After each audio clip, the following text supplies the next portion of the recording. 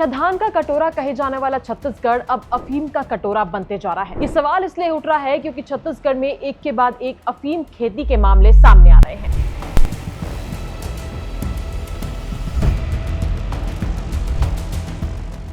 और अब ये मामला रायगढ़ जिले से सामने आया है, जहां लेलुंगा में अफीम की खेती किए जाने की जानकारी मिली है।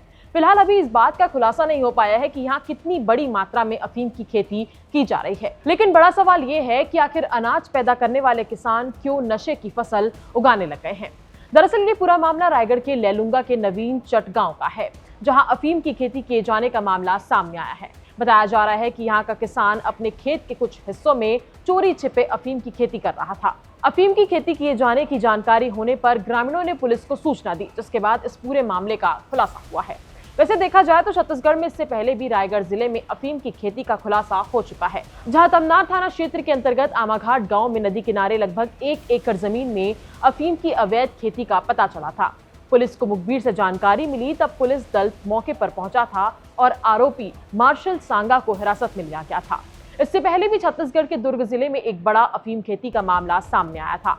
अधिकारियों के अनुसार जिले के जेवरा सिरसा पुलिस चौकी के ग्राम समोदा में 1.5 से 7 एकड़ क्षेत्र में अफीम की अवैध खेती की जा रही थी।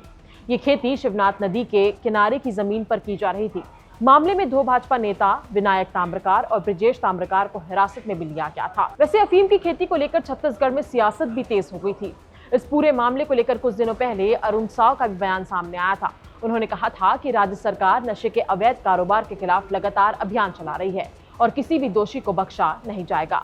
उन्होंने ये भी बताया था कि विष्णुदेव साय ने पहले ही इस तरह के मामलों में सख्त कार्रवाई के निर्देश दिए हैं, जिसके बाद प्रशासन लगातार सक्रिय हो गया है। तो सवाल ये है कि कभी मक्का, तरबूज, ककड़ी और सब्जी उगाने के नाम पर नशे की पैदावार आखिर क्यों कर रहे हैं छत्तीसगढ़ के किसान? इस पूरे मामले को लेकर आपकी क्या राय है? हमें कमेंट करके अपनी राय जरूर बताएं।